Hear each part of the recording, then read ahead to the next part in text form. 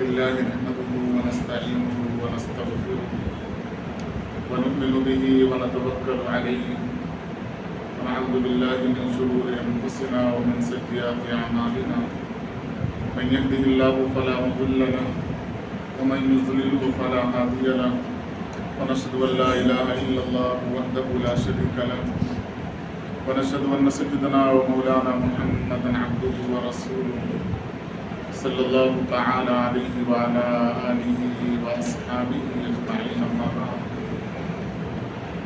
قال الله تبارك وتعالى في كلامه المجيد أعوذ بالله من الشيطان الرجيم بسم الله الرحمن الرحيم قل أعوذ برب الفلق من شر ما خلق ومن شر غاسق إذا وقب ومن شر النفاثات في العقد ومن شر حاسد إذا حسد صدق الله العظيم وصدق رسوله النبي الكريم ونحن ولا ذلك لمن الشاهدين والشاكرين والحمد لله رب العالمين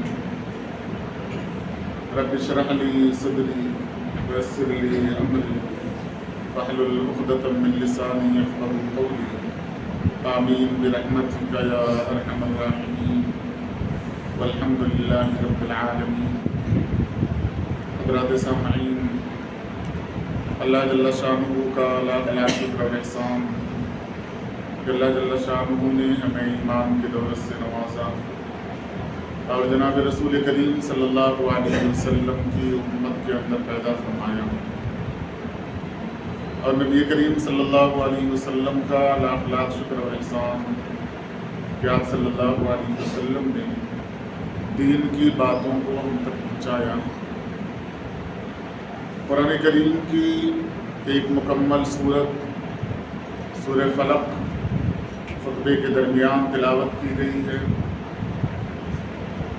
قرآن کریم کی چھوٹی چھوٹی وہ صورتیں جو اکثر نمازوں میں پڑھی جاتی ہیں، ان صورتوں کی مختصر تفسیر ترتیب وار شروع کی گئی ہے۔ کوشش کی جا رہی ہے کہ وہ چیزیں جو اللہ تبارک و تعالیٰ نے ان صورتوں کے اندر بیان کی ہے اس کو آپ کے سامنے پیش کی جائیں، تاکہ آپ ان صورتوں کو جب نماز میں سنیں تو آپ کو محسوس ہو کہ اللہ تبارک و تعالیٰ ہم سے مخاطب ہو کر، اللہ تبارک و تعالیٰ ہم سے کلام کر کے ہمیں کیا کہنا چاہ رہے ہیں، کن چیزوں کے کرنے کا حکم دے رہے ہیں اور کن چیزوں سے روک رہے ہیں۔ ویسے کوششیں ہونی چاہیے ہر بندے کی انفرادی طور پر کہ وہ اپنی زندگی سے اپنے 24 گھنٹے کے وقت سے کچھ وقت نکالیں اور کوشش یہ کریں کہ وہ اللہ تبارک و تعالیٰ کے اس کلام کو ایک ہی آیت سے ہی ہر دن ترجمے کے ساتھ پڑھیں۔ جس زبان کے ہم جاننے والے ہیں، جس زبان پر ہمیں عبور ہے، ہم اچھی طریقے سے جس زبان کو سمجھ سکتے ہوں، اس زبان میں قرآن کریم کو پڑھیں۔ پڑھنے کے بعد غور و فکر کریں، پوچھیں، سوالات کریں، تاکہ ہمیں پتہ چلے کہ قرآن اللہ تبارک و تعالیٰ نے کس مقصد کے لیے بھیجا تھا، اور زندگی کا اکثر حصہ یوں گزر گیا کہ ہم نے قرآن کریم کے مقصد کو سمجھا ہی نہیں۔ اللہ تبارک و تعالیٰ نے دنیا کے اندر ہمیں بھیجا ہے، ہماری پیدائش سے پہلے ہمارے بارے میں سب کچھ لکھ دیا ہے، ہمیں کتنا رزق ملے گا، کتنا کھانا ہمارے مقدر میں ہے، کتنا پانی ہمارے مقدر میں ہے۔ جب اللہ تعالیٰ نے متعین کر دیا تو ہونا تو یہ چاہیے تھا کہ وہ چیزیں ہم جہاں پیدا ہوں اللہ تعالیٰ ہمیں وہ دے دے، کہ چونکہ روح ڈالتے وقت فرشتے کے ذریعے سے ہم نے متعین کر دیا ہے کہ اتنا چیز اتنی چیزیں اتنی نعمتیں تم استعمال کرو گے، لہٰذا تم جس علاقے میں پیدا ہوئے، جس زمین پر پیدا ہوئے، وہاں وہ چیزیں پڑی ہوئی ہیں، تم اٹھا دو۔ لیکن اللہ تبارک و تعالیٰ نے ایسا نہیں کیا۔ اللہ تعالیٰ نے اسے دنیا کے اندر بکھیر دیا اور پھر فرمایا کہ کوشش کرو، وَابْتَغُوا مِن فَضْلِ اللَّهِ۔ اللہ تبارک و تعالیٰ نے فرمایا، فضل کہا جاتا ہے رزق کو، اللہ تعالیٰ نے فرمایا رزق کو تلاش کرو، وَابْتَغُوا مِن فَضْلِ اللَّهِ۔ اللہ نے جو رزق متعین کیا ہے، جو تمہاری مقدر کی چیز ہے، جو لکھی ہوئی چیز ہے، جو تمہیں ملنا ہے، بغیر تم پائے تمہاری موت واقع نہیں ہو سکتی، اللہ تعالیٰ فرماتے ہیں اس چیز کو تلاشو، وابتغوا۔ اسی واسطے جب ہم نماز پڑھ کر نکلتے ہیں تو ہم دعا کرتے ہیں اللہم انی اسألک من فضلک، اے اللہ آپ اپنا فضل ہمیں عطا کریں۔ ہم سوال کرتے ہیں، آپ کے فضل کا ہم سوال کرتے ہیں۔ قرآن کریم میں اللہ تبارک و تعالیٰ نے آج کے دن یعنی جمعہ کے دن کے لیے فرمایا اپنے کاروبار کو بند کر دو، تجارت بند کر دو اور چلے آؤ مسجد کی طرف، بھاگتے ہوئے آؤ، کوشش کرو۔ لیکن اللہ تعالیٰ نے فرمایا جب نماز پڑھ لو جمعہ کی تو اب بیٹھنے کی ضرورت نہیں ہے، اب نکل جاؤ۔ معلوم یہ ہوا جو کوشش کی جائے گی وہی ملنے والا ہے۔ علم یہ مقدرات میں سے نہیں ہے، یہ فرض ہے۔ یہ اللہ تعالیٰ نے ایسا نہیں کیا ایک آدمی اتنا سیکھے گا، اس کے مقدر میں اتنا ہی ہے، اس سے زیادہ وہ نہیں سیکھ سکتا۔ اللہ تعالیٰ نے جو شریعت نازل کی ہے اس کا مکلف ہر بندے کو فطری طور پر کیا ہے اللہ تعالیٰ نے۔ اسی واسطے فرمایا کوئی بندہ پیدا ہو، کوئی اولاد پیدا ہو، کسی کے گھر کے اندر پیدا ہو، چاہے وہ عیسائی کے گھر کے اندر پیدا ہو، یہودی کے گھر کے اندر پیدا ہو، مشرکین کے گھر کے اندر پیدا ہو، وہ فطرت اسلام پر پیدا ہوتا ہے وہ بندہ۔ اب اس کے گھر والے اسے چاہتے ہیں تو مجوسی بنا دیتے ہیں، نصرانی بنا دیتے ہیں، یہودی بنا دیتے ہیں۔ اللہ تعالیٰ نے اسے اسلام پر پیدا کیا تھا۔ ہم تو اس گھرانے کے اندر پیدا ہوئے جو اسلام والا گھرانہ ہے، مسلمانوں والا ہے۔ ہمیں تو براہ راست اللہ تبارک و تعالیٰ نے مخاطب کیا ہے، یا ایھا الذین آمنوا، یا ایھا الناس کے ذریعے سے ہمیں نہیں مخاطب کیا اللہ تبارک و تعالیٰ نے۔ ہمیں اللہ تبارک و تعالیٰ نے مخاطب کیا کہ یہ ایک نسبت ہے میری اور تمہاری، مجھ سے کلام کرنے کا ذریعہ میں نے دنیا کے اندر بھیجا ہے۔ وہ کلام بڑا آسان ہے، بڑا آسان ہے۔ مشکلات سے نکلنے کے چٹکیوں والا راستہ قرآن کریم میں اللہ تبارک و تعالیٰ نے دیا۔ اللہ تعالیٰ نے فرمایا تم کوشش کرو، جب کوشش کرو گے تو اللہ تبارک و تعالیٰ وہ چیز تمہارے لیے سہل اور آسان بنا دے گی۔ لیکن شاید ہمارے پاس وقت نہ ہو، ایسا ہے نہیں، لیکن اگر مان لیا جائے ہمارے پاس وقت نہیں ہے تو زندگی کے ان قیمتی لمحات میں سے اگر آپ 5 منٹ نکال دیں، 5 منٹ بھی بہت زیادہ ہے، ایک آیت کے لیے 10 سیکنڈ لگتا ہے، چھوٹی چھوٹی آیتیں قرآن کریم کی ہیں، 10 سیکنڈ 20 سیکنڈ آدھا منٹ آپ نکال دیں اگر، تو آپ ایک آیت روزانہ ترجمے کے ساتھ پڑھ سکتے ہیں۔ آپ کو پتہ چلنے لگے گا کہ میرے رب نے مجھ سے کتنا تفصیلی کلام کیا ہے، کیا بات کرنا چاہتا ہے اللہ تبارک و تعالیٰ۔ جس طریقے سے ہم کسی سے محبت کرتے ہیں تو محبت میں کام ہی کی صرف بات نہیں ہوتی ہے کہ ابھی مجھے یہ ضرورت ہے یہ بات کیا جائے، محبت میں یہ بات ہوتی ہے دل نہیں لگ رہا ہے، مجھے کلام کرنا ہے۔ اور آپ کسی تنہا آدمی سے پوچھیں تمہارا دل نہیں لگ رہا مجھ سے بات کرو، کہے گا بیوقوف ہو، میرا دل نہیں لگ رہا میں تم سے بات کیسے کروں۔ لیکن جب بندہ کسی سے محبت کرتا ہے تو اس سے کلام کرتے وقت کہتا ہے میں بڑا مایوس ہوں، میں تم سے گفتگو کرنا چاہتا ہوں، یعنی وہ گفتگو میں اپنے اس مایوسی کا حل تلاش کرنا چاہتا ہے۔ اللہ تعالیٰ نے مایوسی سے نکلنے کا حل قرآن کریم میں دیا ہے۔ آج بندوں کو دیکھیں ہر آدمی مایوس نظر آتا ہے، اگر وہ قرآن کریم سے سوال کرے کہ اس مایوسی کا حل کیا ہے تو یوں اللہ تعالیٰ اس سے گفتگو کریں گے کہ اے میرے بندے مایوس مت ہو، من رحمت اللہ، اللہ کی رحمت سے مایوس مت ہو۔ یوں اللہ تبارک و تعالیٰ ہم سے مخاطب ہونا چاہتا ہے، راستے یوں نکالنا چاہتا ہے کہ وہ اللہ تعالیٰ خود فرما رہا ہے کہ بندہ جب کوشش کرتا ہے تو وہ اس کی ذات بن جاتا ہے۔ اس کا وجود بن جاتا ہوں، اس کی چاہت بن جاتا ہوں، اس کی کوشش بن جاتا ہوں۔ بندے سے یوں محبت اللہ تبارک و تعالیٰ کو ہے۔ آپ آخرت کی پوری حدیثیں اٹھا کر دیکھیں، اللہ تبارک و تعالیٰ کا جلال، اس کے باوجود آپ صلی اللہ علیہ وسلم نے بیان کیا کہ اللہ تعالیٰ اپنے بندوں کو بلائیں گے اور رحمت کے چادر کے اندر ڈھک کر اس سے سوال کریں گے، کیا تم نے جرم کیا تھا؟ وہ بندہ اعتراف کرے گا کہ اللہ میں نے جرم کیا تھا، ڈر گیا وہ بندہ، اعتراف جرم کر لیا، غلطی کو مان لیا۔ حدیث کے اندر آتا ہے اللہ تعالیٰ کی رحمت جوش میں آئے گی کہ اس بندے نے تسلیم کر لیا اپنی غلطی کو، جنت کا فیصلہ ہو جائے گا۔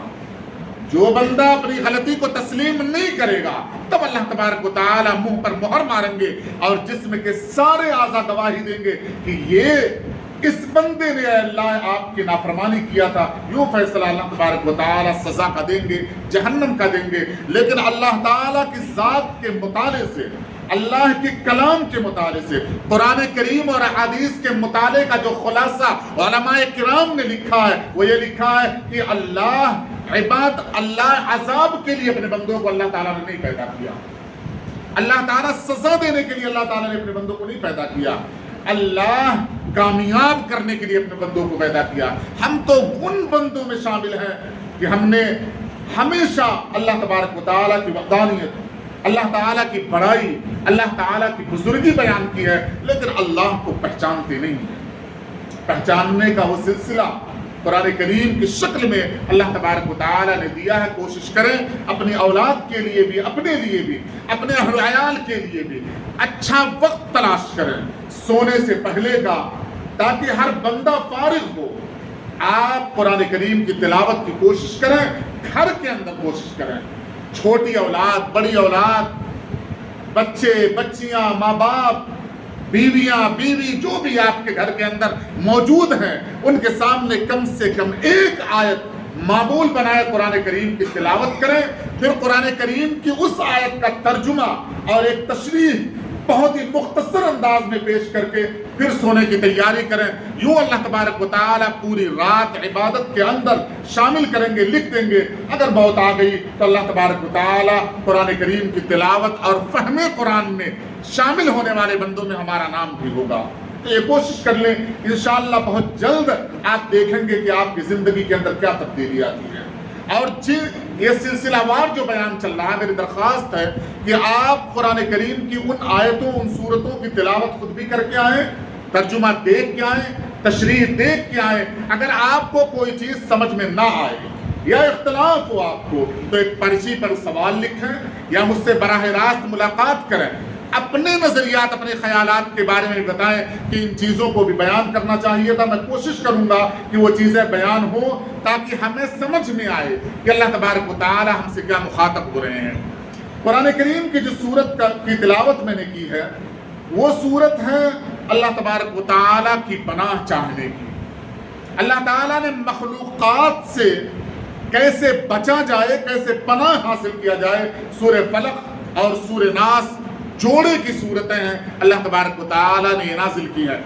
اس ایک صورت یعنی سورہ فلق کے اندر دو بنیادی چیزوں کا اللہ تبارک و تعالیٰ نے تذکرہ کیا ہے۔ ایک کیا ہے وَمِن شَرِّ النَّفَّاثَاتِ فِي الْعُقَدِ، یعنی ان عورتوں یا ان مردوں سے آپ پناہ چاہیں، بچیں جو تاگوں پر گیٹ ڈال کر سحر اور جادو کرتے ہیں، عورت ہو یا مرد ہو۔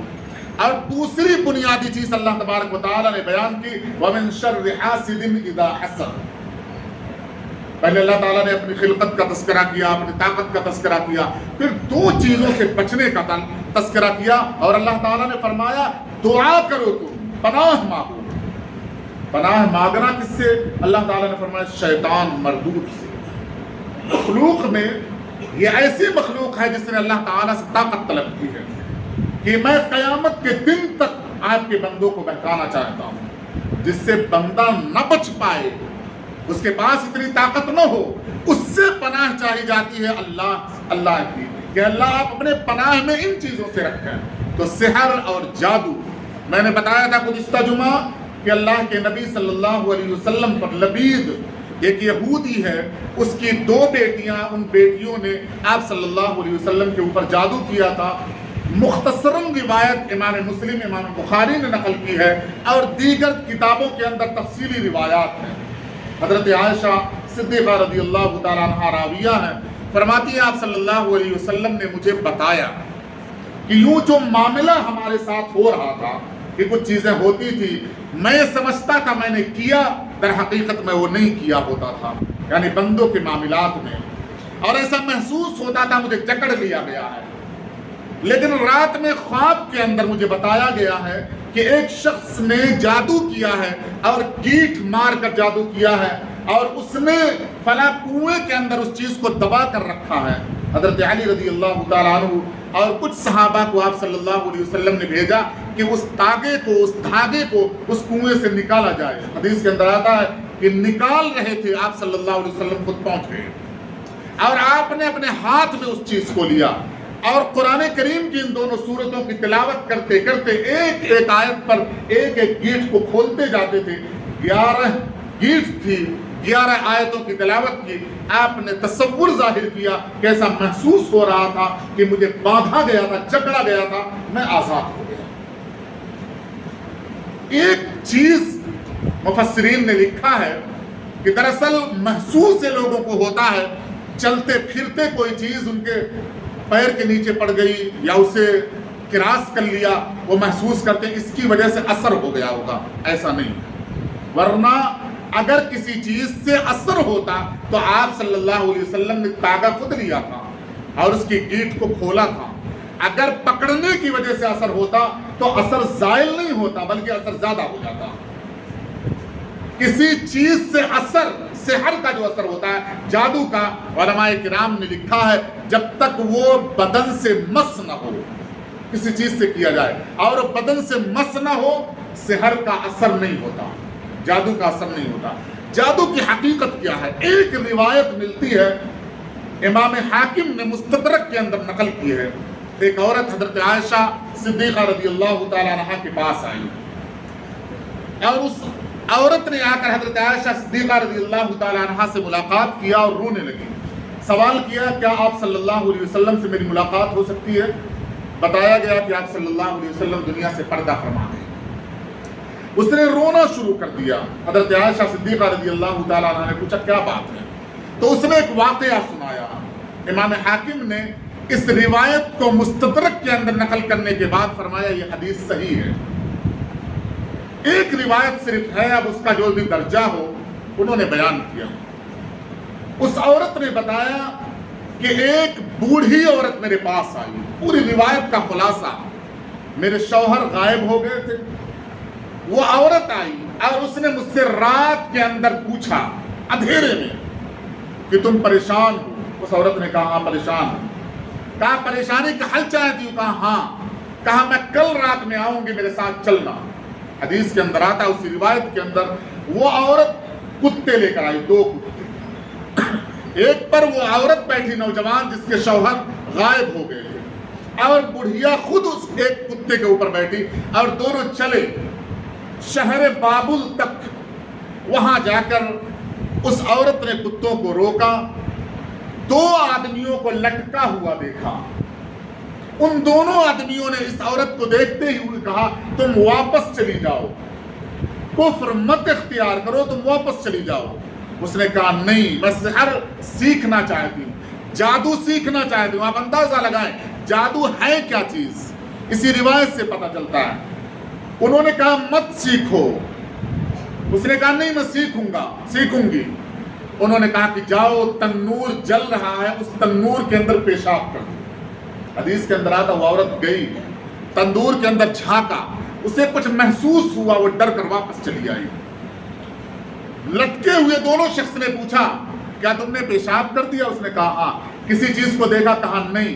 کہا تم نے پیشاب نہیں کیا تھا، پھر جاؤ واپس، یا تو چلی جاؤ یا جا کر تنور میں پیشاب کرو۔ 3 بار جانے کے بعد چونکہ اس عورت کی ایک طلب تھی، اس خواہش کی تکمیل کے لیے اس عورت نے پیشاب کیا اور آ کر بتایا کہ میں نے ایک چیز دیکھی۔ کہا کیا؟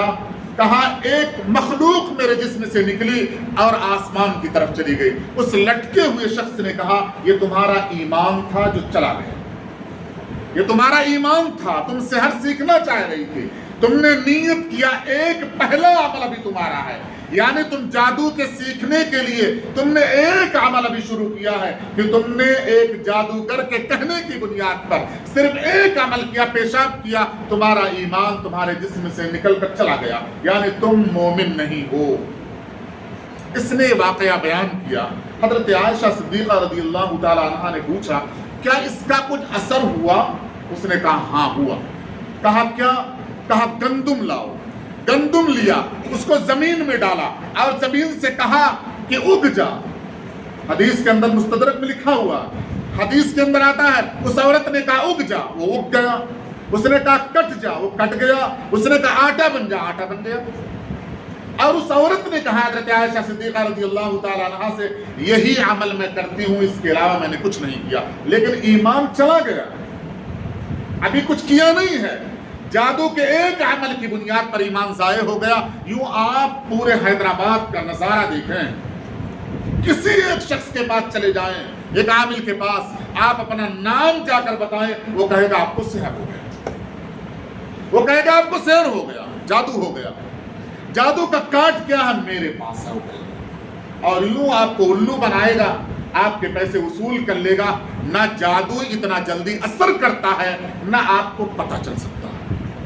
جبکہ آپ جاب کر رہے ہیں, آپ کمپنی کی ساری چیزیں پوری کر رہے ہیں, آپ بیوی کو بیوی جان رہے ہیں, اولاد کو اولاد جان رہے ہیں, اور ایک عامل آپ سے کہہ رہا جادو کا اثر ہے. جبکہ نبی کریم صلی اللہ علیہ وسلم کی روایت حضرت عائشہ صدیقہ رضی اللہ تعالیٰ عنہا کی تمام کتب حدیث کے اندر موجود ہے, کہیں مختصراً کہیں تفصیلاً, کہ آپ نے بتایا کہ مجھے ایسا محسوس ہوتا ہے کہ میں نے حق ادا کر دیا لیکن دراصل میں نے ادا نہیں کیا تھا. یعنی بھولنے کی وہ صفت آپ صلی اللہ علیہ وسلم کے اوپر طاری ہوئی. ایک اچھا خاصا آدمی شک کی بنیاد پر کسی کے پاس چلا جائے, وہ آپ کو شکی بنا دے, کہ جادو ہو گیا, اور اس کا توڑ کس کے پاس ہے؟ میرے پاس. یعنی اس نے جادو سیکھا. اگر اس نے بھی جادو سیکھا یا جادو کے اس عمل کو پہچان رہا اتنے آسانی کے طرز پر, گویا وہ یہ دعویٰ کر رہا ہے کہ قرآن کریم سے زیادہ میں جانتا ہوں. آپ ایک اندازہ لگا سکتے ہیں کسی چیز کا, ایک اندازہ لگا سکتے ہیں. ڈاکٹر پوری تشخیص کے بعد دوا لکھتا ہے, اثر نہیں کرتی دوا, تو دوسرے دن پھر نفس پکڑ کر دوا کے پرچی کو اٹھاتا ہے, پشت پر دوائیں تبدیل کر دیتا ہے اور کہتا وہ دوا نہیں کھاتا. جبکہ کل اسے پتا تھا کہ یہ دوا اثر کر جائے گی, اور ایک دن کے بدل جانے کے بعد اس نے اپنا پورا نسخہ تبدیل کر دیا. وہ ایک اندازہ لگاتا رہتا ہے کہ شاید یہ دوا اب کارگر ہو جائے گی, شاید یہ دوا اب کارگر ہو جائے گی. قرآن کی یہ دونوں صورتیں نازل ہو جانے کے بعد آپ صلی اللہ علیہ وسلم نے چٹیل میدان, اچاٹ میدان, جہاں پر کوئی آبادی اگنے والا نہیں, کوئی چیز نہیں ہونے والی ہے, آپ صلی اللہ علیہ وسلم نے اس میدان کو مخاطب کر کے فرمایا کہ اگر سورہ فلق اور سورہ ناس یہاں پڑھ دیا جائے یہ سرخیز ہو جائے گی. اتنی تاثیر بھری قرآن کریم کی دو صورتیں ہیں, اور وہ ہم تلاوت کرتے ہیں, جادو کا اثر نہیں جاتا. ایک عامل کچھ لکھ کے دے دے گا, جادو کا اثر ظاہر ہو جائے گا.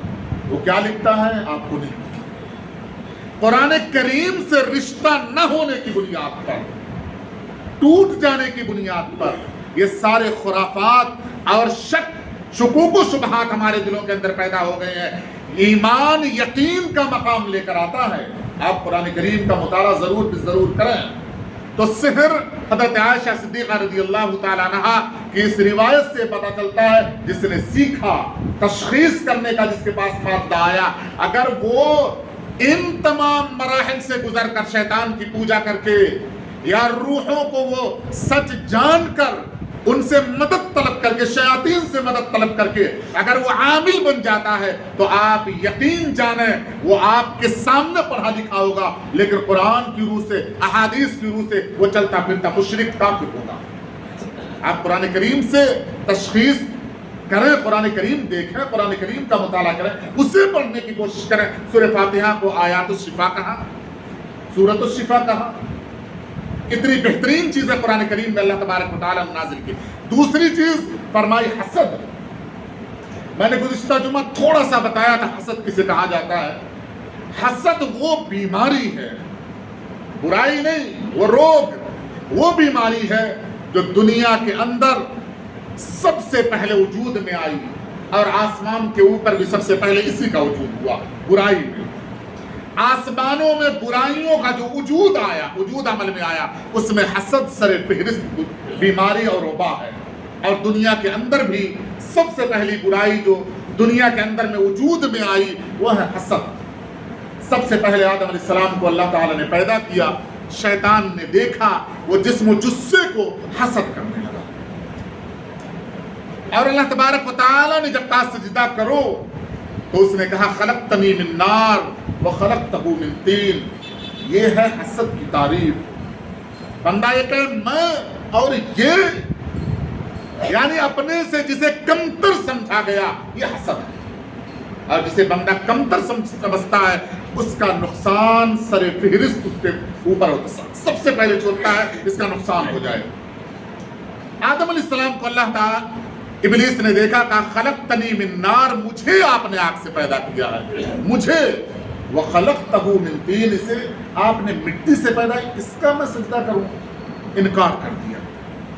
اللہ تبارک و تعالیٰ نے اس عزازیل کو, اس ابلیس کو جسے اپنا سب سے مقرب بنایا تھا, روایتوں کے اندر آتا ہے عرش کا اس نے کئی ہزار سال تک طواف کیا تھا, اتنا مقرب, حسد کی بیماری کی بنیاد پر اللہ تبارک و تعالیٰ نے ایک لمحے میں راد درگاہ کر دیا, ہٹا دیا. لعنت کا اللہ تبارک و تعالیٰ نے قیامت تک تم پر لعنت واقع ہوتی رہے گی. دنیا کے اندر آدم علیہ السلام آئے, 2 اولادیں پیدا ہوئیں, بیٹوں کی شکل میں, 2 اولادیں پیدا ہوئیں بیٹیوں کی شکل میں, حابیل و قابیل. قابیل کو حسد ہوا اپنے بھائی حابیل سے, اور اس حسد نے قابیل کو اس بات پر آمادہ کیا کہ اس نے حابیل کو قتل کر دیا. یعنی پہلی برائی دنیا کے اندر وجود عمل میں آ رہی ہے کہ حسد پیدا ہوا, اپنے کو بڑا سمجھا قابیل نے اور اسے نیچے سمجھتے ہوئے قتل کیا.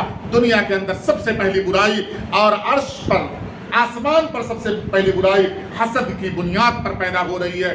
اور یہ کہتے ہوئے مجھے شرم آتی ہے کہ مسلمانوں میں, دینداروں میں جتنے لوگ سر فہرست نظر آتے ہیں, الا ماشاء اللہ, حسد کی برائی تمام لوگوں میں, الا ماشاء اللہ بہت کم لوگ حسد سے بچ رہے ہوں گے. یہ برائی تمام کے تمام دینداروں میں پیدا ہو رہی ہے. اللہ کے نبی صلی اللہ علیہ وسلم نے اس سے بچنے کی ترکیب بتائی ہے. انشاءاللہ آئندہ جمعہ اسی پر بیان ہوگا. دعا کریں کہ اللہ تعالیٰ عمل کی توفیق